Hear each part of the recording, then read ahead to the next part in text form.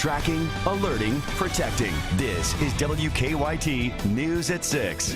New developments tonight in the investigation into a shooting inside a Kentucky high school. What we've learned from police and witnesses. It just shook me up, you know. A woman caught in the crossfire of a shootout while sitting on her front porch is talking to us about what happened. It appears a BB gun scare on the UK campus will be leading to some charges. I talked with a man whose home was flooded by a water main break. He says his place is now unlivable and no one will help him fix the damage. WKYT News at 6 starts now. Good evening. Thanks for being here with us. The school day turned frightening for some students and teachers in Louisville. Police say a student was shot inside a high school.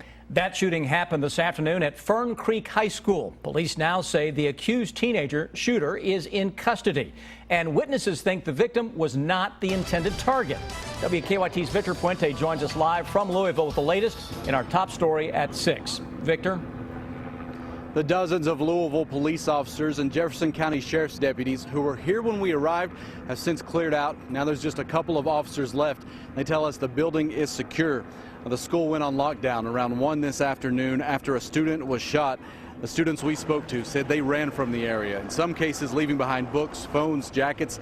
They said the victim wasn't the intended target, but was in the wrong place at the wrong time when those shots were fired. Now, the student who was shot was taken to University Hospital here in Louisville with non-life-threatening injuries. The school was surrounded by police who shut down the roads in this area. Now, Louisville police began searching for the suspect, another student, and around 4:15 they told us they had him in custody. They aren't releasing his identity or where he was arrested. Witnesses told us the moments after the shooting were chaos. He shot twice, and then everybody was running, and then he got hit. I saw him fall on the ground, and everybody was running because I couldn't get time to look at it. I had to run away to the classroom. A school spokesperson told us there would be school here tomorrow. He also said the school administration would be reviewing their procedures to make sure that the administration here did everything they were supposed to when the school went on lockdown. Live in Louisville, Victor Puente, WKYT. A school spokesperson tells us they are planning to have counselors and support at Fern Creek High tomorrow for any students that need it. There have been 2 other school shootings in Kentucky in the last 22 years. In 1997, 14-year-old Michael Carneal killed 3 students and injured 5 others at Heath High School near Paducah.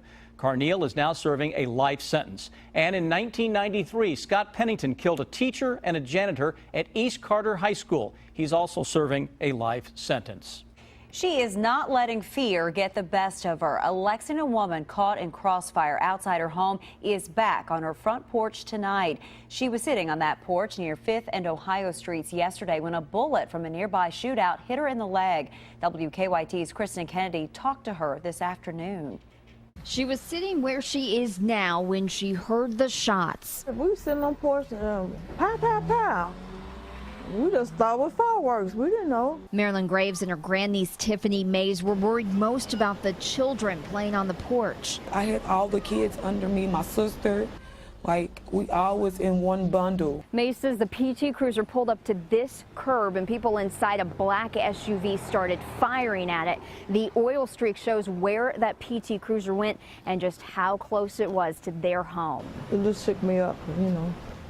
It just shook me up. Police found the PT Cruiser just a few blocks away, riddled by bullets. They've yet to arrest anyone. We never thought that we can't come out and sit on our porch, let our kids play. Mays and her 3 kids have loved living in their home, but now she says the children are ready to move.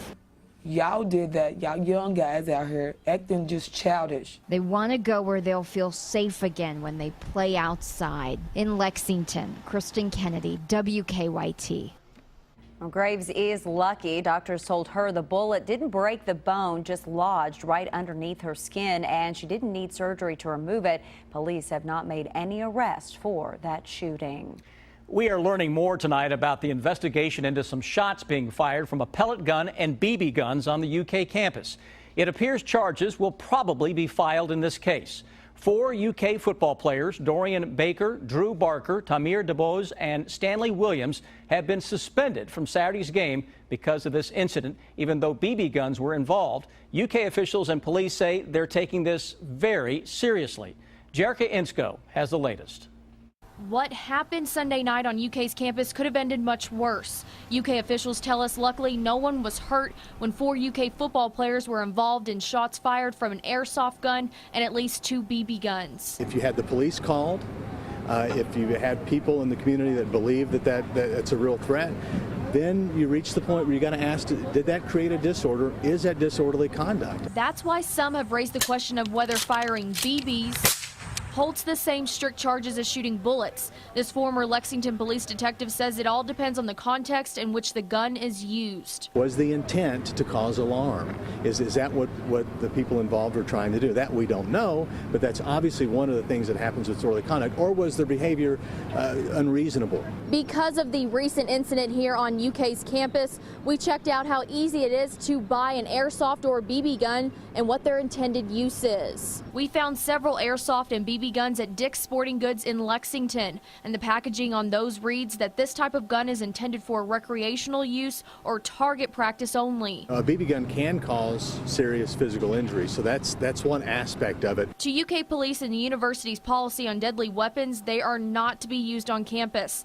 That policy states that weapons prohibited include any weapon from which a shot readily capable of producing death or other serious physical injury may be discharged. In Lexington, Jerica Insco, WKYT. The Fayette County Attorney tells us they plan to file charges of disorderly conduct, but right now it's not clear who will be charged since those charges have not yet been filed. Just minutes ago, UK head football coach Mark Stoops talked about the suspended players. We got a good team, and they're good guys that they know they made a mistake, and they feel it now, and they're going to pay the consequence for it. Coach Stoops said the players are cooperating with authorities. We'll hear more from the UK coach later in sports. Investigators now tell us fire alarms at a Richmond motel did not go off during a fire. Yesterday, the fire damaged several rooms at the Country Hearth Inn off the Eastern Bypass. No one was injured. Today, the state fire marshal's office was at the motel to look into why the fire alarms didn't go off. We're told people forced from their rooms because of the fire have been found other places to stay. Considering the extent of the damage and the fact that the owners of the motel have been able to step up and give everybody a room and take care of them, that's a real blessing there. Firefighters are still investigating what caused the fire, but they believe a hot plate in one of the rooms started it. It is going to take a little longer to demolish a part of the Lincoln County Board of Education building damaged in a fire.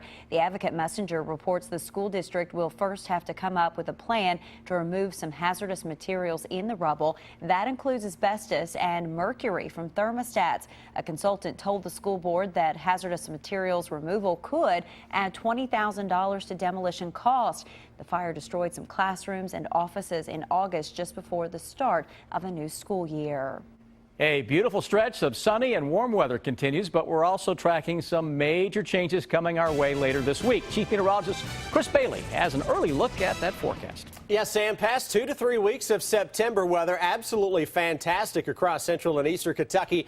That final evening of September is upon us, and as we roll into October, as you mentioned, big changes are just ahead of us. Soak up the last few hours of sunshine in September with some high clouds beginning to filter on in. That's the view here in Lexington. Defenders picking up on some of those clouds a little thicker across parts of northeastern Kentucky. Any shower action, those likely to stay well to our northeast into parts of Virginia or West Virginia and Pennsylvania, I should say. Live first alert defender with nothing going on throughout the region. If you're out and about this evening, still fairly mild around 7 o'clock and a quick drop into the upper 50s and low 60s from north to south as a little weak cold front makes its way through the area. Very little fanfare, though, associated with that. We're talking fog later tonight. Could be locally dense at times. First thing tomorrow morning, those visibilities may be down there. It may take a little while to get rid of some of that fog before the sunshine returns. But the focus of the forecast is on the weekend and a taste of November air that is on the way to the Bluegrass Day. Guys, I've got some numbers on there. I haven't put in a 7-day forecast in a long while. Tonight, state health leaders believe they now know what caused at least 5 children to become sick from an E. coli infection. The Kentucky Department of Public Health says all of those cases have been tied to unpasteurized milk. But health leaders have not said where the milk came from. It is illegal to sell unpasteurized milk in Kentucky. The E. coli cases were reported earlier this month in children in Hardin, Oldham, and Nelson counties. 4 of the children had to be spending time in the hospital. He's dealing with a problem that was not his fault. A Lexington man's basement flooded because of a water main break. And he's now facing an expensive repair bill because of all the damage to his home on Rosemont Garden, and he fears he'll be stuck with the entire cost. WKYT Sam Smith has this story new at 6. Right here where the water was at. Lee Comley's home is nothing like it was a week ago because early Friday morning, a water main break nearby sent water right into his basement. I'm frustrated with this whole situation. Almost everything down here was submerged.